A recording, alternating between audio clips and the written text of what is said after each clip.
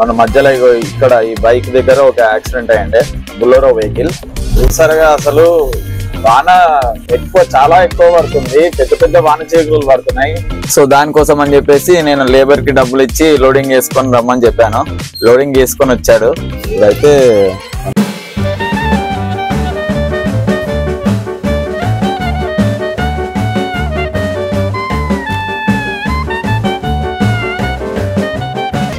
బ్రిడ్జ్లు లేకపోతే మాత్రం జనాల పరిస్థితి మరీ ఘోరంగా ఉండేది. ఇప్పుడు మనకి ఈ చెట్లు కనిపిస్తున్నాయి కదా, ఈ చెట్లు వచ్చేసి దీంతో పేపర్ రెడీ అవుతుంది. ఈ చెట్లతోటి మనం ఇంకో 2-3 కిలోమీటర్స్ వెళ్తే కర్ణాటక స్టార్ట్ అవుతాము. చంద్రకళ అన్నమాట. డీజిల్ ఇక్కడ 91 రూపాయి ఉంది. డీజిల్ 91 రూపీస్ 69 పైసా ఉంది. హాయ్ ఫ్రెండ్స్, వెల్కమ్ టు మహా ట్రక్ వాక్స్. ఇప్పుడు వచ్చేసి మనకు ఒక కిరాయి అయితే వచ్చిండే, నిన్ననే వచ్చింది. లోడింగ్ కూడా నిన్ననే అయ్యింది. సో నిన్న ఒక డ్రైవర్ ని పెట్టేసి లోడింగ్ కి పంపించాను.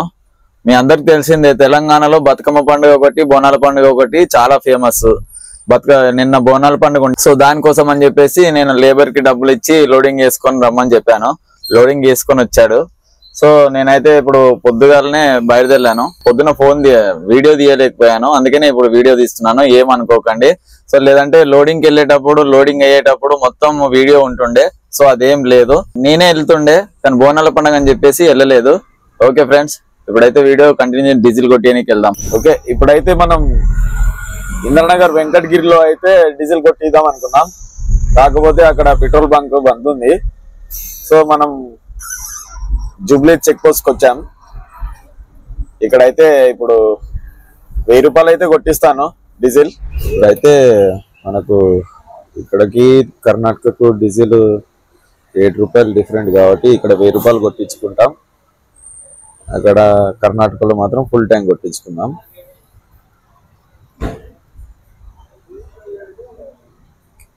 ఎందుకంటే ఇప్పుడు ఒక 300 సేవ్ అవుతుంది నాకు, ఫుడ్ ఖర్చు అవన్నీ సేవ్ అయిపోతుంది.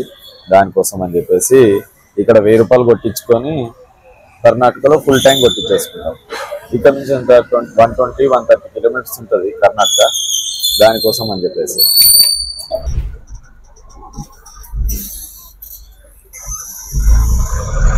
ఇప్పుడైతే డీజిల్ కొట్టించేసుకున్నాం. కొట్టించేసుకొని ఇంకా గచ్చిబౌలి అప్పా జంక్షన్ అలా వెళ్ళిపోయి మనకు 120 కిలోమీటర్స్ వస్తుంది కర్ణాటక. అక్కడికి వెళ్ళాక ఫుల్ ట్యాంక్ కొట్టించేసుకుంటాం. ఎందుకంటే మీ అందరికి తెలిసిందే, కర్ణాటకలో 102 రూపీస్, ఇక్కడ 108 రూపీస్. మనకు ఒక 6 రూపీస్ 7 రూపీస్ అయితే సేవ్ అవుతుంది. సో దానికోసమే ఇక్కడ 1000 రూపాయలు కొట్టించుకున్నాను. ఎందుకంటే ఒక 300-400 మిగిలిన కానీ మా ఫుడ్ ఖర్చు అనేది వెళ్ళిపోతుంది కదా, దానికోసం అని చెప్పేసి అలా.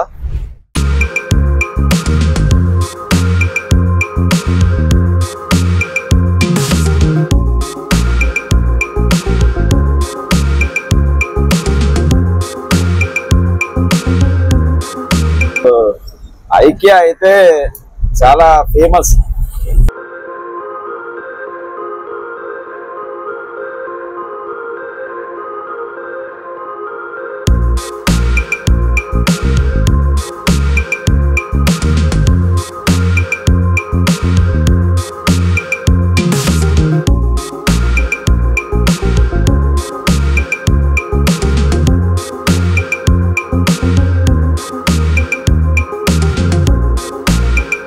మరీ ఘోరంగా ఉండేది. ఎందుకంటే ఈ బ్రిడ్జ్లు వేసారు కాబట్టి ట్రాఫిక్ అనేది చాలా తగ్గింది. మెయిన్ ఫస్ట్ ఆఫ్ ఆల్ మనోళ్ళైనా సరే, వేరే కంట్రీస్ అయినా, స్టేట్స్ అయినా చాలా లైక్ చేసేది ఈ ఒకటి బ్రిడ్జ్లు మాత్రమే. ఎందుకంటే చాలా జీరో ట్రాఫిక్ అయిపోతుంది ఈ బ్రిడ్జ్ల వల్ల. అందులో ఒకటి హైదరాబాద్ చాలా డెవలప్ అయిపోయింది. అసలు 10 years కింద హైదరాబాద్ నుంచి వెళ్ళిపోయిన వాడు వచ్చి మళ్ళీ హైదరాబాద్ కి ఇప్పుడు వచ్చాడు అనుకోండి, చాలా షాక్.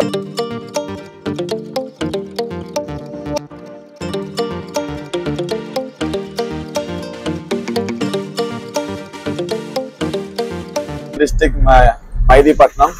ఇక్కడ ఈ లెఫ్ట్ తీసేసుకొని ఆ సర్కిల్ నుంచి రైట్ తీసుకుంటే తాండూరు రోడ్ వస్తుంది. ఆ తాండూరు రోడ్ నుంచి మనకైతే సింగిల్ రోడ్ మొత్తం చాలా ఘోరంగా ఉంటది. రోడ్ అయితే మాత్రం రోడ్ అయితే సైలెంట్ గా ఉంది, పీస్ఫుల్ గా మార్నింగ్ టైంలో.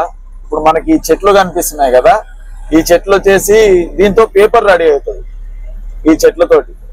ఎందుకంటే మెయిన్ నేను మొన్న భద్రాచలంకి వెళ్ళినప్పుడు ఏమైందంటే పెద్ద ఫ్యాక్టరీ ఉంది అక్కడ. భద్రాచలంలో సగం జనాలు దాంట్లోనే పనిచేస్తారు. ఏంటిది ఫ్యాక్టరీ అని అంటే దాంట్లో పేపర్ రెడీ అవుతుంది అన్నారు.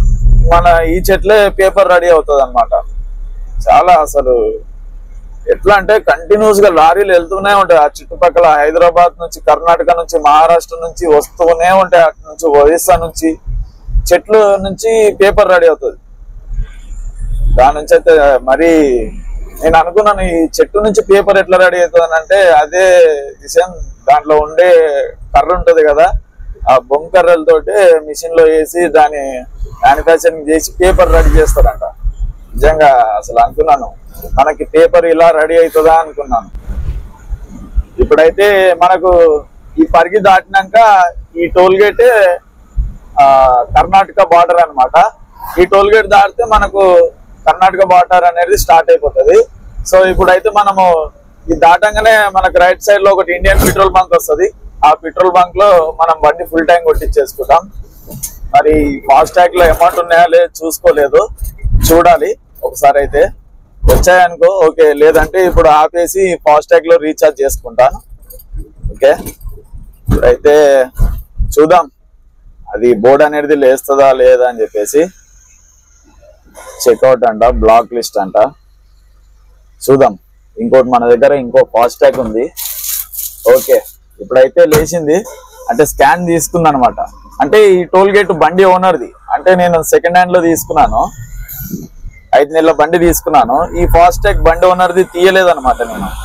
సో నేను కొత్తది ఒకటి చేయించిన, అది డిక్కీలోనే పెట్టేశాను, దానివల్ల లేదు. దాని తర్వాత బండి స్కాన్ చేసి ఫాస్ట్ ట్యాగ్ అనేది గేట్ ఓపెన్ అయింది. ఓకే, ఇప్పుడైతే మనము నెక్స్ట్ పెట్రోల్ బంక్ వెళ్ళేసి ఫుల్ ట్యాంక్ కొట్టించేస్తాం. మనం ఇంకో 2-3 కిలోమీటర్స్ వెళ్తే కర్ణాటక స్టార్ట్ అవుతాము. చంద్రకల్ అన్నమాట. ఈ ఊరు పేరు వచ్చేసి చంద్రకల్. ఇది తెలంగాణ స్టేట్. అది చంద్రకల్ అని కనిపిస్తుంది కదా, ఇది వచ్చేసి చంద్రకల్. ఇది దాటంగానే కర్ణాటక స్టార్ట్. ఇక మనం వచ్చేసి ఇక పెట్రోల్ బంక్ లో ఆపేసి ఏదన్నా రైట్ సైడ్ లోనే లెఫ్ట్ సైడ్ లోనే పెట్రోల్ బంక్, నాకు తెలిసి రైట్ సైడ్ లో ఇండియన్ ఆయిల్ పెట్రోల్ బంక్ ఉంటది. ఆ పెట్రోల్ బంక్ లో ఆపేసి ఫుల్ ట్యాంక్ కొట్టించేసుకుంటాను. నేను చెప్పాను కదా మనకు 6 రూపాయలు 7 రూపాయలు తేడా కనిపిస్తుంది. ఇక 6 రూపాయలు 7 రూపాయలు అన్నా కానీ 50 లీటర్లకు అని చెప్పేసి చాలా మిగులుతుంది. 300-400 మిగిలినా కానీ మనకు డబ్బులు అనేది సేవ్ అవుతుంది. మాకు ఫుడ్ ఖర్చు అవన్నీ వెళ్ళిపోతాయి. చూద్దాం. ఇప్పుడైతే నెక్స్ట్ వచ్చే ఊరే కర్ణాటక ఇక. ఓకే, ఇప్పుడైతే మనం పెట్రోల్ బంక్ దగ్గరకు వచ్చినాం. ఇక ఫుల్ ట్యాంక్ కొట్టియాలి. నాకు ప్రతిసారి 4200 4000 పడుతుండే. ఇప్పుడు మనము అక్కడ 1000 రూపాయలు కొట్టించేసుకొని 160 కిలోమీటర్లు తిరిగాము. చూద్దాం ఇప్పుడైతే డీజిల్ ఎంత పడుతుందో చూసేసి ఆ డీజిల్ ప్రైస్ ఎంత ఉంది అంతా చూసుకుందాం. ఇప్పుడే మనకు పోలీసు వాళ్ళు గట్టిగా వేసారు 500. ఇంకా అది 24 అవర్స్ వరకు వ్యాలిడిటీ ఉంటది. ఇప్పుడైతే డీజిల్ ఇక్కడ 91 రూపాయి ఉంది. డీజిల్ 91 రూపీస్ 69 పైసా ఉంది. మనకు ఇక్కడికి 6 రూపాయలు తేడా. ఇప్పుడైతే ఫుల్ ట్యాంక్ కొట్టించుకుంటున్నాం. మరి ఎంత పడుతుందో ఏంటో చూడాలి. మనకైతే ఇప్పుడు 4300 అయితే పడ్డది. డీజిల్ కొట్టించేసుకున్నాం. ఇప్పుడైతే రీడింగ్ 0 చేసేసుకుందాం. రీడింగ్ 0 చేసుకుంటే మనకు ఎన్ని కిలోమీటర్లు ఎంత మైలేజ్ ఇచ్చింది అనేది తెలుస్తుంది. 0 అయితే చేసేసుకున్నాం. ఇంకా బయలుదేరడం. ఇక్కడ నుంచి అయితే 250 కిలోమీటర్లు ఉంటది. సో మైలేజ్ ఎంత ఇస్తుంది ఏంది అనేది చూద్దాం. ఓకే, ఇప్పుడైతే నా టీ స్టాల్ కనిపిస్తే చాయ్ తాగడమే, తాగేసి బయలుదేరడం. ఇప్పుడైతే మనం ఘాట్ రోడ్ అయితే స్టార్ట్ అయ్యాం. ఇది ఒకటి వచ్చేసి 2-3 కిలోమీటర్స్ ఉంటది, 3-4 కిలోమీటర్స్ ఉంటది ఘాట్ రోడ్. మంచిగా ఉంటది. పీస్ఫుల్. మన మధ్యలో ఇక్కడ ఈ బైక్ దగ్గర ఒక యాక్సిడెంట్ అయ్యిండే, బులెరో వెహికల్, పికప్ వెహికల్, చాలా ఘోరంగా యాక్సిడెంట్ అయింది. సో అందుకనే ఘాట్ రోడ్లలో జాగ్రత్తగా వెళ్ళాలి, చూసి నిదానంగా వెళ్ళాలి, లేదంటే చాలా ఇబ్బంది అయిపోతుంది. ఇప్పుడు మనకు ఇన్ని రోజులు నేను ఒక్కనే వీడియో తీసుకుంటుండే కదా, ఇప్పుడు మనకు మా అన్న దగ్గర పనిచేసే అతను అయితే వచ్చాడు, విపిన్ ఇతని పేరు, ఇతనే వీడియో తీస్తాడు, అందుకని కొద్దిగా మంచిగా వస్తుంది. కాకపోతే లొకేషన్స్ తీసేటప్పుడు, రోడ్ తీసేటప్పుడు, ఏదైనా ట్రాఫిక్ ఏదైనా ఉన్నప్పుడు మంచిగా వస్తుంది. నా ఫేస్ తీసేటప్పుడే కొద్దిగా బ్లర్ అయి వస్తుంది, జూమ్ అవుట్ అయ్యి జూమ్ ఇన్ అయ్యి అలా వస్తుంది. సో చూద్దాం, కెమెరా తీసుకునేంత వరకు మీరైతే సబ్స్క్రైబ్ చేసి నా ఛానల్ని కొద్దిగా పైకి తీసుకెళ్తే బాగుంటుంది. ఘాట్ రోడ్ అయితే బాగుంటుంది, ఇదైతే కొద్దిగానే ఉంటుంది, మంచిగా ఉంటుంది. లొకేషన్ చూడండి.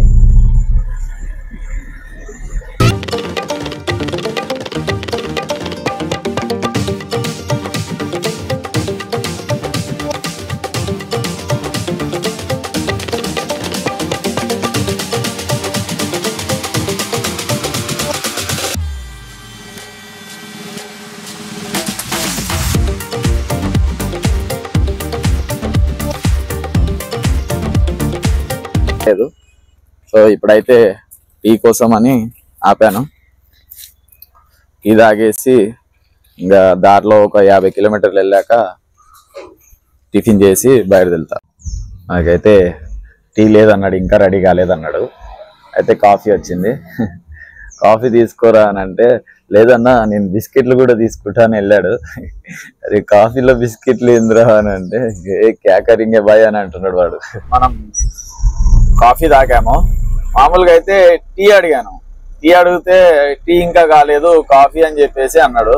సరేలే, ఇంత సింగిల్ రోడ్ లో అసలు కాఫీ టీ స్టాల్లే దొరకట్లేదు, సరే ఏదో ఒక టీ ఇయ్యరా బాబు అని చెప్పేసి కాఫీ అయితే తాగాము. మనోడైతే కాఫీలకు బిస్కెట్లు కూడా వేసుకున్నాడు. చూద్దాం, ఇప్పుడైతే బయటకెళ్తున్నాను. నాన్ స్టాప్ కొట్టడం, ఇంకా ఎక్కడ ఆపడం లేదు. ఒకవేళ టిఫిన్ కావాలనుకుంటే ఆగి టిఫిన్ తినాలి, లేదంటే నాన్ స్టాప్ కొట్టడమే. మొత్తము ఇప్పుడైతే అసలు ఈ ప్రయాణమే సాగదు. హైదరాబాద్ టు బాగల్కోట్ అంటే అసలు ప్రయాణం కూడా సాగదు, పిచ్చి లేచిపోతుంది. హైదరాబాద్ నుంచి స్టార్ట్ చేస్తే బాగల్కోట్ వరకు మొత్తం సింగిల్ రోడే, మళ్ళీ స్పీడ్ బ్రేకర్లు, చిన్న చిన్న ఊర్లు, వచ్చేవాడు సరిగ్గా రాడు. అసలు రోడ్లు అయితే వరస్ట్, ఒక్కో దగ్గర మంచిగా ఉంటది, ఒక్కో దగ్గర మంచిగా ఉండదు, చాలా ఇబ్బంది. మొన్న అయితే మా అన్న గోవాకి వెళ్ళి వచ్చేటప్పుడు అయితే బాగల్కోట్ ఇదే రూట్లో వచ్చాడంట, కానీ నాకు ఫోన్ చేశాడు, ఆ రూట్లో ఎందుకు వచ్చావా అన్న అని చెప్పేసి చెప్పిన. ఇంకా అసలు ప్రయాణం అయితే అస్సలు సాగదు ఈ రూట్లో, అదే ఇబ్బంది అయిపోతుంది. నేను ఎప్పుడు 5 గంటలకు బయలుదేరాం, 400 కిలోమీటర్లు, ఇంకా 108 కిలోమీటర్లు ఉంది. అదే ఇప్పుడు హైదరాబాద్ టు రాజమండ్రి, వైజాగ్ అయితే ఈ పాటికల రాజమండ్రి దాటేసి వెళ్ళిపోతుండే, 400 కిలోమీటర్లు దాటేసి. కానీ ఇప్పుడైతే అసలు ప్రయాణం అసలు సాగట్లేదు. చూడండి ఫ్రెండ్స్, మొత్తం సింగిల్ రోడే. మనకైతే అసలు లాస్ట్ టైం అయితే ఇదంతా కచ్చా రోడ్, మొత్తం గుంతలు గుంతలు ఉండే. ఇప్పుడైతే రోడ్ వేశారు.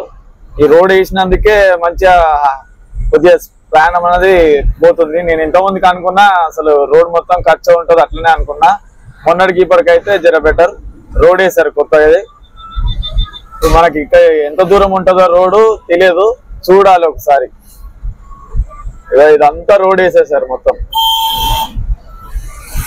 అక్కడ నుంచి 10 కిలోమీటర్ల నుంచి రోడ్ వేశారు, ఇదేమో పాత రోడ్. మళ్ళీ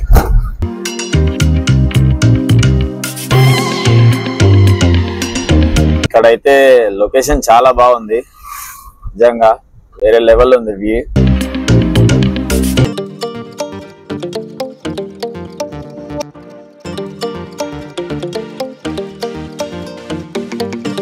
ఉంది కానీ ఘాట్ రోడ్ అయితే కాదు. అక్కడ వచ్చేసి ఒక కాలేజ్ ఉంది.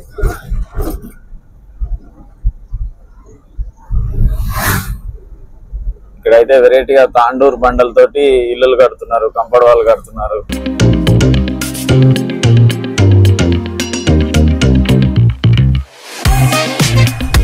అయితే ఇంకా 25 కిలోమీటర్లు ఉంది. నాకైతే వర్షం స్టార్ట్ అయింది. ఒక హాఫ్ అన్ అవర్ అయితే వెళ్ళిపోతుండే, మళ్ళీ వర్షం స్టార్ట్ అయింది. ఇంటీరియర్ ఉంది లోపల, ఏం తడవకుండా పెట్టుకున్నాను. చూడాలి ఇంకెంతసేపు పడుతుందో చూడాలి. ఇక లైట్ గానే పడుతుంది. ఇంత ముందుకు ఎక్కువ పడిండే, ఇప్పుడైతే కొద్దిగా తగ్గింది. పెరుగుతుంది తగ్గుతుంది, పెరుగుతుంది తగ్గుతుంది. వెదర్ కూడా అనుకూలంగానే ఉంది. అసలు ఎండ కొడితే దెబ్బకు ఇదే అయిపోయేటోళ్ళం, మేము ఖతం అయ్యేటోళ్ళం దెబ్బ. అస్సలు ఇక్కడైతే ఘోరంగా కొడుతుంది ఎండ. మామూలు టైంలో అయితే, వర్షాకాలం కాబట్టి సరిపోయింది. అయితే టైం 2:30 అవుతుంది. భోజనం కూడా చేయలేదు. చూడాలి ఇప్పుడు అన్లోడింగ్ అయ్యే దాని పక్కనే హోటల్ ఉంటది. అన్లోడ్ అయిందనుకో పక్కనే ఇంకా బండి అక్కడ పెడతాం, వాళ్ళు అన్లోడ్ చేసుకుంటా ఉంటారు, మేము తింటాం. తినేంత సేపట్లో అన్లోడ్ అయిపోతుంది. మళ్ళీ తార్పల్ మడత పెట్టుకొని ఇంకా నెక్స్ట్ ఏదైనా కిరాయి వస్తే చూడాలి. లాస్ట్ టైం కూడా రిటర్న్ ఎంటీఏ వచ్చాము. కొద్దిగా లాస్ ఏం కాదు, కానీ రిటర్న్ ఉంటే ఇంకొద్దిగా బెనిఫిట్ ఉంటుండే. చూద్దాం, లంచ్ చేసి ఎంతసేపు ఏదైనా కిరాయి దొరుకుతుందా లేదా అనేది అందరికి ఫోన్ చేస్తాను, తెలిసిన వాళ్ళకు. చూసారుగా అసలు వాన ఎక్కువ, చాలా ఎక్కువ పడుతుంది. పెద్ద పెద్ద వాన చినుకులు పడుతున్నాయి. పైన చెట్లు ఉండడం వల్ల మనకు ఏర్పడట్లేదు, కానీ వాన అయితే చాలా స్పీడ్ గానే వస్తుంది. చూసారుగా పైన చెట్ల వల్ల అంతేం కనిపించట్లేదు. అసలు ఈ వర్షం వల్లనే మనకు ఈ బాగల్కోట్ కిరాయి 2 days పెండింగ్ పడ్డది. వర్షం వస్తుంది, ఎందుకు మెటీరియల్ వేస్ట్ ఖరాబ్ అవుతుందేమో అని భయపడ్డారు కస్టమర్.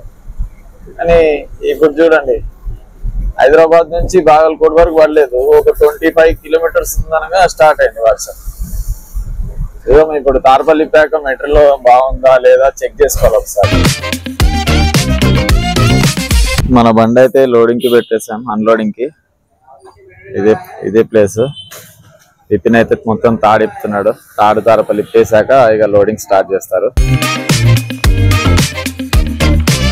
మన బండి అయితే అన్లోడ్ అవ్వడం స్టార్ట్ అయింది.